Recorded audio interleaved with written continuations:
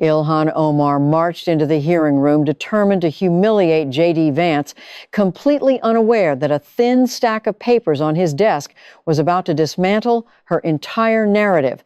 Ilhan Omar looked across the hearing room at the Vice President of the United States and called him a fraud, not cautiously, not indirectly, but with the confidence of someone who believed she had already decided how the confrontation would be remembered before the first serious question had even been asked. Representative Ilhan Omar, already one of the most controversial figures in Congress after being removed from the House Foreign Affairs Committee over past remarks that drew accusations of anti-Semitism, entered the room with the same combative posture that had defined so many of her public appearances, her chin high, her binder positioned neatly in front of her, an aide behind her carrying another stack of material, and a phone angled beside the microphone as if the hearing were already being edited into tomorrow's viral clip. The room was packed. Cameras lined the rear wall. Reporters watched every movement. And Omar looked completely comfortable in that environment because confrontation was not something she avoided. It was something she understood how to use. JD Vance was already seated across from her with none of the visible machinery surrounding her. No binders spread open, no aide leaning over his shoulder, no phone arranged for the camera, only a thin stack of printed pages sitting face down in front of him. Omar opened by telling Vance that she had not come to be lectured on poverty by a man who had turned Appalachia into a book deal. A line designed to put him immediately on defense and frame everything that followed as hypocrisy before he had even touched the first sheet of paper. Vance did not answer the insult with another insult, did not chase the headline Omar had offered him, and did not waste time defending his memoir because the first page in front of him pointed somewhere far more dangerous than a rhetorical fight over who had the better claim to poverty. He asked her whether she remembered Safari Restaurant. And the question instantly changed the temperature because Omar was no longer being asked to debate ideology, class, or personal biography. She was being asked about a specific place connected to a specific public statement she had made. Vance reminded her that she had gone on Somali television and thanked Safari by name, publicly praising the restaurant and repeating the claim that it was distributing roughly 2,300 meals to families and children every day. Then came the detail that stripped the warmth out of that endorsement.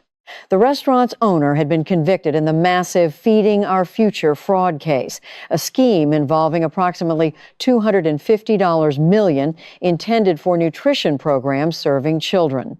Omar had walked into the room prepared to accuse Vance of exploiting poverty, but within minutes she was being forced to explain why her own voice had been used to publicly validate a restaurant that later became tied to one of the largest pandemic-era nutrition fraud scandals in the country. Omar's first defense was direct and, on its face, straightforward. Safari Restaurant had been one organization among many operating during an unprecedented emergency. And public officials routinely thanked churches, mosques, food banks, grocery stores, restaurants, and other groups that claimed to be feeding families when schools and normal distribution systems had been disrupted. She emphasized that the people responsible for the fraud had been investigated, indicted, prosecuted, and convicted, while she herself had never been charged with stealing money from the program. A distinction that mattered because the accusation against her could not honestly be converted into a criminal conviction that did not exist. Vance acknowledged the point instead of pretending otherwise, telling her plainly that she had not stolen the money. But then he moved the argument away from theft and toward design, oversight, and responsibility. His point was not that Omar personally carried federal money out of an account, but that legislation associated with her had expanded emergency flexibilities by removing ordinary verification requirements, allowing grab-and-go distribution and greater participation by private operators during a crisis when speed had been prioritized over normal controls. That was where the exchange became more damaging, because Vance was no longer arguing that Omar had committed the fraud. He was arguing that the framework she supported had created conditions that fraudsters could exploit with astonishing ease.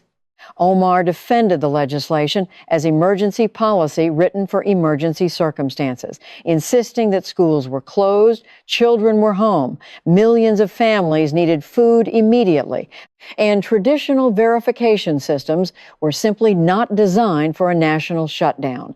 That explanation had obvious force because pandemic relief programs across the country were built around the same brutal trade-off: move money and food quickly enough to reach people in crisis, or slow everything down with safeguards strong enough to prevent every dishonest operator from abusing the system. Vance's response was that urgency did not erase the obligation to build basic accountability into a program handling hundreds of millions of taxpayer dollars, especially when the program depended heavily on organizations reporting their own meal counts. He argued that other states operated under the same federal emergency environment without producing a fraud scandal on Minnesota's scale. And he kept returning to the same uncomfortable question: if the system allowed providers to claim thousands of meals without proving that thousands of children actually received them, who was responsible for building a system that could not reliably distinguish food from paperwork? Omar tried to separate Minnesota's administrative failures from her own legislation, but Vance refused to let the distinction become an escape hatch, insisting that the weaknesses exploited by the fraudulent operators were not random accidents floating outside the policy structure, but weaknesses embedded in the very flexibilities that had been celebrated when the program was created. Then Vance returned to Safari Restaurant because legislation could be debated in abstract language, while a television endorsement could not be erased so easily, and he emphasized that Omar had not merely voted for a broad relief package and moved on. She had spoken directly to her own community in Somali and repeated the restaurant's claim that 2,300 meals were being provided each day, the same type of number that later appeared in reimbursement claims examined during the fraud prosecutions. Omar said she had been given those figures by the operators, which was supposed to distance her from the false claims. But Vance turned that defense against her by asking why such enormous numbers had been repeated publicly without independent verification. That was the central accusation he was building. Not that she invented the number, not that she stole the money, but that she lent her credibility to people making extraordinary claims without checking whether the children those claims were supposedly about had actually received the food. The room had started with Omar accusing Vance of turning hardship into a brand. Yet the argument was now moving in the opposite direction, toward whether political endorsement had been handed out more quickly than accountability, and whether the people celebrated as community partners had been trusted because the story sounded good long before anyone demanded proof that the meals existed. Omar insisted that Safari Restaurant had been part of a broader community effort that provided real meals to real families. But Vance cut through the phrase with the one thing political language cannot soften: federal convictions tied to fake invoices and money that was supposed to feed children. He did not need to accuse her of stealing, because that was not the argument he was making, and trying to drag the discussion back toward whether she personally pocketed federal funds only avoided the harder issue sitting directly in front of her. She had publicly praised a restaurant whose operators were later convicted in the fraud scheme.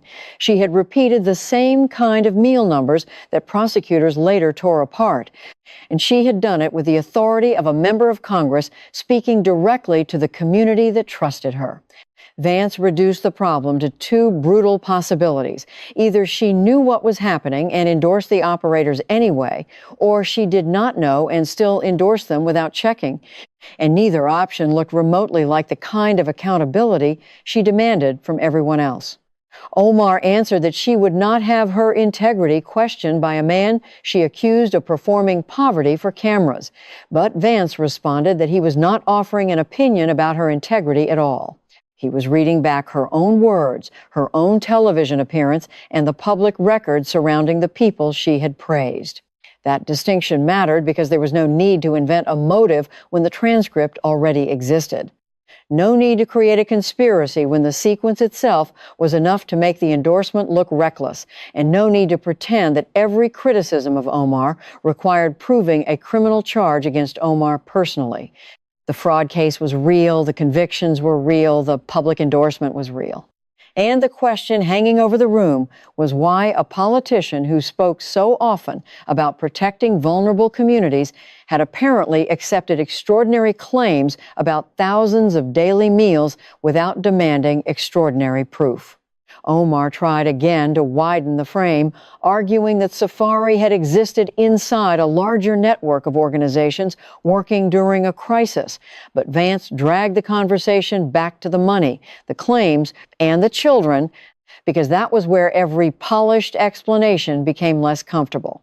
He then made clear that the restaurant was not the end of the trail because the documents in front of him pointed away from pandemic meal claims and toward something much closer to Omar personally. The binder in front of her had barely moved. The prepared lines had not stopped the first round, and Vance turned the page toward the financial relationship between Omar's campaign and her husband's consulting firm. Before he pressed that point, Vance acknowledged Omar's biography because he understood exactly how she was framing herself. And Omar responded by describing her childhood in Somalia, her family's flight from civil war, the years spent in a refugee camp in Kenya, and her arrival in the United States with almost no English. It was the ground she knew best, the argument that her political identity had been built on. And she made the connection directly between that history and her insistence that she had spent her career fighting for people who resembled the child she once was. Vance did not mock that history or deny it. He told her he believed the camp was real, the war was real, and the suffering was real, then immediately shifted to E Street Group, the consulting company run by her husband, Tim Minette. During Omar's 2020 re-election campaign, according to the campaign filings cited in the script, her campaign paid the firm nearly $3 million, while the firm received the overwhelming majority of its revenue from Omar's campaign. Omar was prepared for that line of attack and answered that campaigns routinely hire consultants for digital advertising, fundraising, mail production, and other services, stressing that the Federal Election Commission had reviewed the filings and had not found a campaign finance violation. Vance conceded that point, too, because the argument did not require pretending the FEC had issued a finding it had not issued. And then he sharpened the question from legality to judgment, relationships, and the destination of donor money. He pointed to the timing of the relationship, the fact that Minette's firm had been receiving money from Omar's campaign while his prior marriage was unraveling, the later marriage between Omar and Minette, and the dramatic rise of the firm once Omar's campaign became its dominant client. Omar answered that small consulting firms often depend heavily on a single anchor client, and that there was nothing inherently suspicious about a firm building itself around one major campaign account. Vance responded with a line designed to cut through every layer of consultant language. There was something unusual about marrying the anchor client. And Omar immediately objected that her marriage was being weaponized politically. Vance's answer was that the issue was not marriage by itself, but donor money, because supporters gave to elect Ilhan Omar, while nearly $3 million flowed to a firm controlled by the man who became her husband. A financial arrangement that might have survived legal review, but still invited a question most ordinary donors would understand instantly. Omar insisted that Minette's company had earned its fees by providing real services, real advertising, real fundraising operations, and a campaign that ultimately succeeded. But Vance kept returning to the sheer breadth of the payments listed in the filings: digital consulting, fundraising consulting, mail production, literature production. The categories seemed to multiply across the reports. And his point was not that consultants should work for free, But that one firm connected directly to the candidate's household had become central to almost every major function of the campaign. Then he moved to timing again, noting that Omar did not immediately sever the relationship when ethics questions first surfaced or when reporters began scrutinizing the arrangement, but after the election, when the political risk had changed and the seat was secure. The argument was not subtle. Donor money had entered the campaign. A firm controlled by Omar's future husband had received millions. The campaign won. And only after that victory did the relationship between the campaign and the consulting company come to an end. Omar reached toward the binder as if there might be a prepared answer buried somewhere in the pages, then stopped because Vance was already moving to the next document, and the number on that sheet was much larger than anything associated with E Street Group. Vance turned to Omar's financial disclosures and laid out the shift exactly as it appeared in the script, roughly $51,000 in reported household net worth in 2023, followed 1 year later by a figure approaching $30 million. Then an amended disclosure that brought the number back below roughly $95,000. Omar called the enormous swing an accounting error and said her husband's accountants had provided incomplete information listing assets without properly accounting for liabilities. But Vance refused to let the phrase accounting error make a nearly $29 million discrepancy sound ordinary. His point was almost deliberately simple. Working people make minor filing mistakes and receive immediate consequences, while a member of Congress could present a financial disclosure containing a number tens of millions of dollars away from the corrected figure and describe the difference as a mistake. Omar maintained that errors happen and are corrected. But Vance emphasized that this was not a misplaced decimal or a forgotten deduction.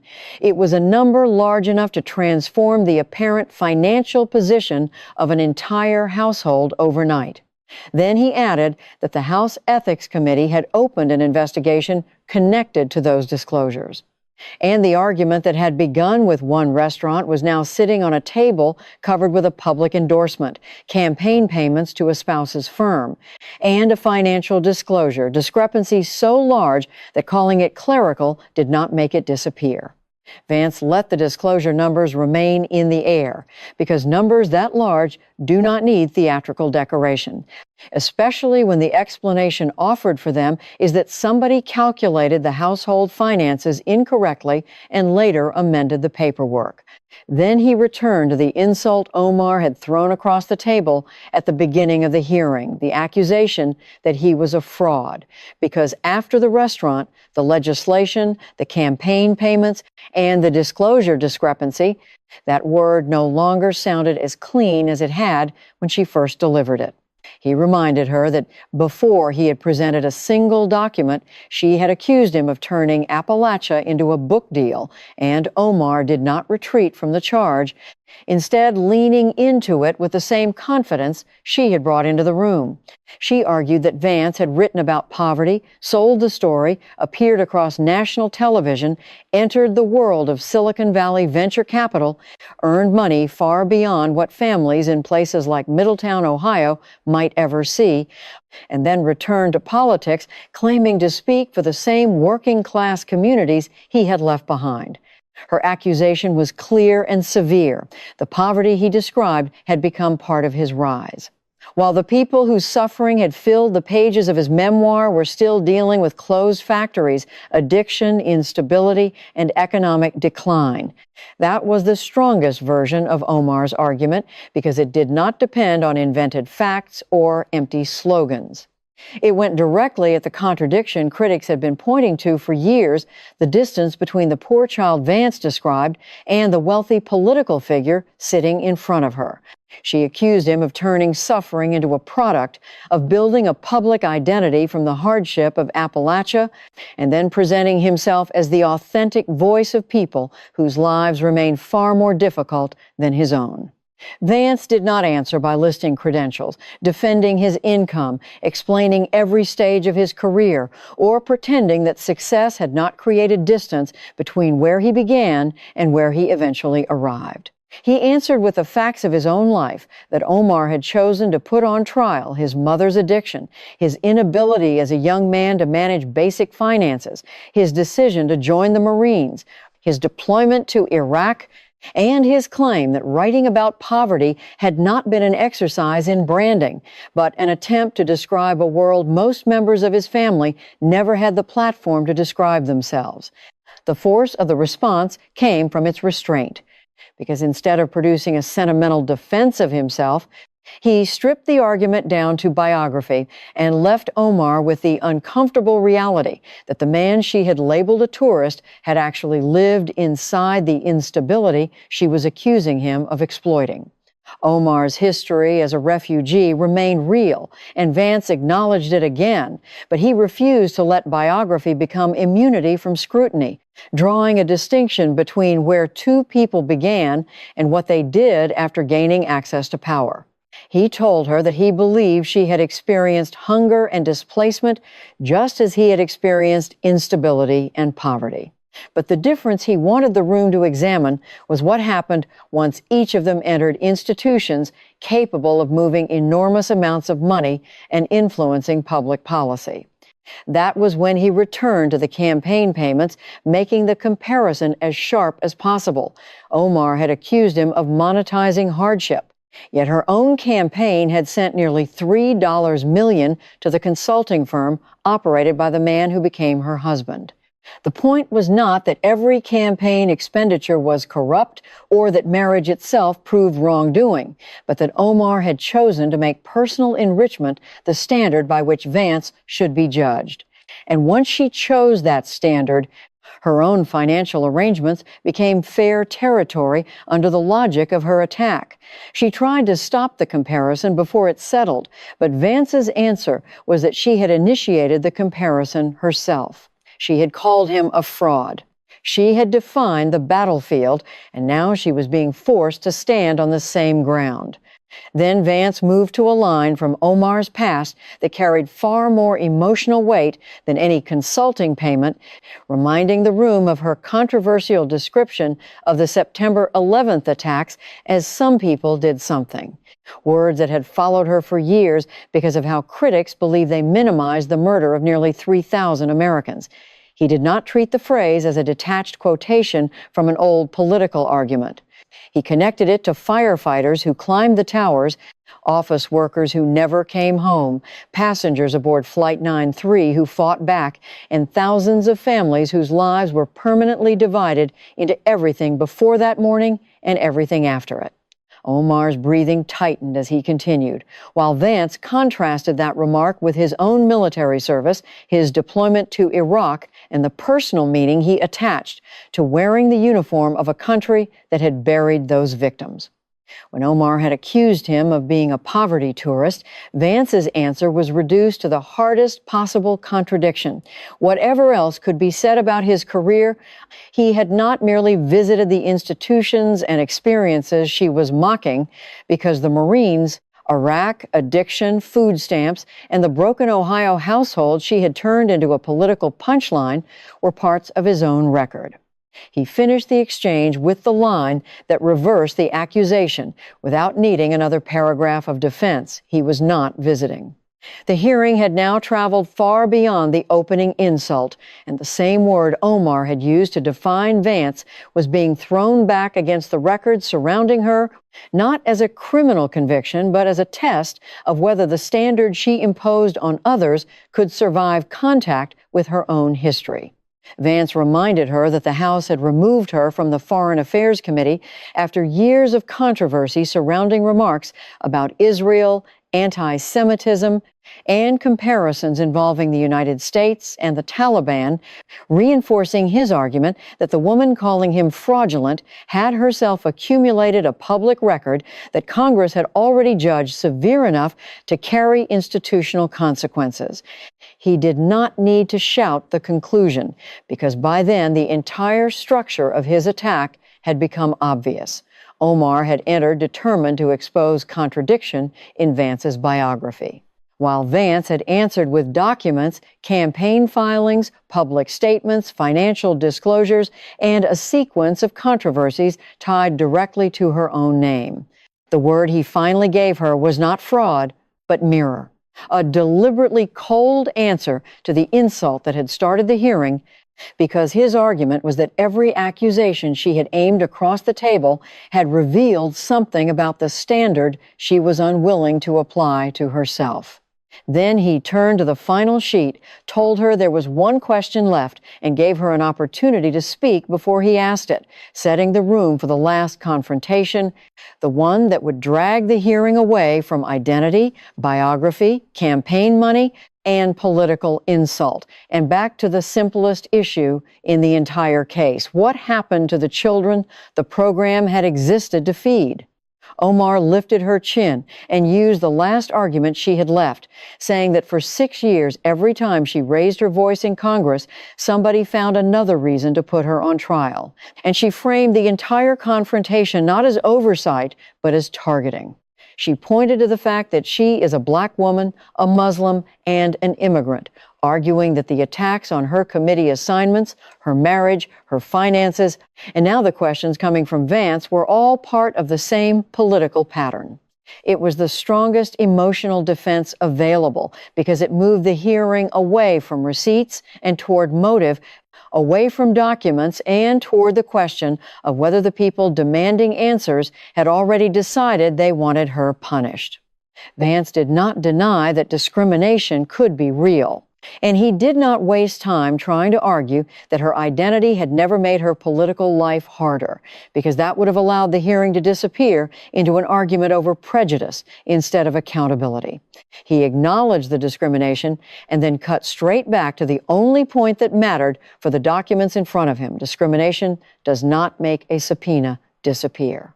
According to the record laid out in the script, Minnesota lawmakers had invited Omar to answer questions about Feeding Our Future, about the program connected to the emergency framework she supported, and about the roughly $250 million that disappeared through fraudulent claims.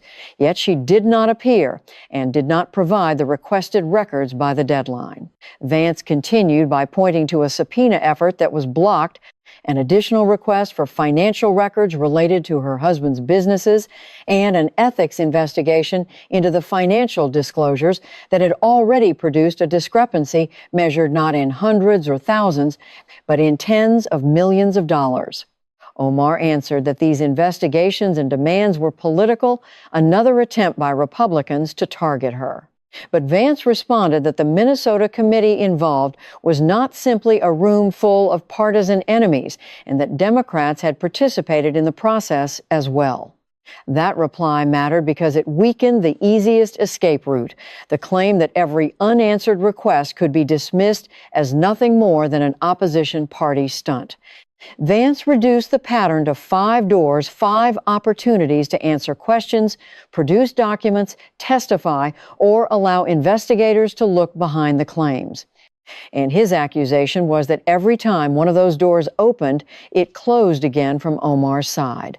By then, there was nowhere useful for the argument to travel except back to the beginning, back to the program, back to the money, and most importantly, back to the children whose hunger had been used to justify the emergency rules in the first place. Vance picked up the final page and asked the smallest question of the entire hearing: were the children fed? No accusation of theft, no speech about ideology, no argument over race, religion, immigration, Appalachia, campaign consulting, or political targeting. Just a yes or no question about whether the money that entered a federal nutrition program ultimately produced the meals claimed on paper. The program existed for one reason: to put food in front of children, and everything else surrounding the scandal was secondary if that basic mission failed. Omar had defended the emergency legislation by saying children were hungry and the government needed to move quickly. So Vance turned that justification into the standard against which the entire structure had to be judged. Did the food reach the children, or did the paperwork merely say that it did? Omar did not answer immediately, and the silence became the most damaging part of the exchange, because a question that simple should not require a speech if the answer is clear. In the script, 12 seconds passed while she looked toward the table, her binder closed, and her phone no longer functioning as a weapon for the cameras. And Vance refused to rescue her by filling the space with another argument. He let the silence expose the gap between the certainty used to defend the program and the uncertainty surrounding what the children actually received. Then he told her that if the children were fed, the solution was simple: open the doors, testify, provide the records, let investigators examine the evidence, and allow the documents to prove that the meals reached the tables they were supposed to reach. And if the children were not fed, if the money moved while the food did not, then somebody owed those children an answer. And the person who helped build the legislative framework could not pretend that asking for that answer was itself the scandal. Vance gathered the pages he had brought into the room and returned one final time to the insult that had opened the confrontation, reminding Omar that she had called him a fraud, called a Marine a fraud, and dismissed a man who had grown up on food stamps as a poverty tourist. He answered not by demanding that she accept his biography, but by laying her own record beside the standard she had chosen to use against him, legislation that weakens safeguards during an emergency, a public endorsement of a restaurant later tied to fraudulent meal claims, nearly $3 million in campaign payments to her husband's consulting firm, a massive financial discrepancy described as an accounting error, and repeated resistance to demands for records and testimony. His conclusion was not that he had arrived to invent a criminal case against her, because the script itself repeatedly distinguished between accusation and conviction, but that he had arrived to read the receipts already sitting in the public record. The line was deliberately brutal because it stripped away the comforting refuge of political rhetoric. He had not brought a theory. He had brought the paper trail. What followed was larger than the personal clash, because the script turned the hearing into an indictment of a political culture in which accountability is celebrated until it reaches the person demanding it from everyone else. Ordinary Americans do not get to dismiss enormous discrepancies as clerical noise, ignore deadlines without consequence, or redirect every uncomfortable question into a debate about the motives of the person asking it. They file taxes, answer letters, explain missing documents, defend transactions, and live under rules that arrive with consequences, whether they consider those rules fair or not. The anger driving the hearing came from that imbalance, the suspicion that powerful people are allowed to close doors from the inside, while everyone outside is told that transparency is mandatory. Omar had built much of her public identity around challenging systems that protect the powerful, and the attack Vance constructed was that the same language becomes hollow the moment scrutiny reaches her own finances, political relationships, or legislative record. The script closed by returning to the contrast between two people who came from radically difficult beginnings and eventually entered rooms of enormous political power. Not to decide whose suffering was more authentic, but to ask what each person did once power became available. Vance's argument was that he had carried his background into the Marines, into Iraq, into education, into business, and eventually into government. And when Omar attacked that history, he could answer, because the history was his own. Omar's record, as presented in the script, was instead surrounded by unanswered questions involving campaign, money, financial disclosures, feeding our future, and the institution seeking records from her. That is why the final question mattered more than every insult exchanged before it, because it cut through biography, party identity, and personal grievance, and returned to the only people who never had a microphone in the room. Were the children fed? That question did not belong to JD Vance, to Ilhan Omar, to Republicans, Democrats, the Minnesota legislature, or the House Ethics Committee, because taxpayers funded the program and children were supposed to receive the benefit. The money was real. The fraud convictions were real, the claimed meals were real on paper, and the entire scandal existed because prosecutors proved that enormous amounts of food represented in those claims never existed as represented. Every parent packing a lunch before work, every taxpayer staring at deductions on a paycheck, and every family that depends on public programs has the right to ask whether government money reached the person whose name justified the spending. Did the money buy meals, or did it buy invoices, consulting arrangements, shell companies, and explanations after the fact? Omar entered the room calling Vance a fraud, but by the end of the script, the insult had been buried under the question she could not answer quickly, and the receipts were still sitting on the table.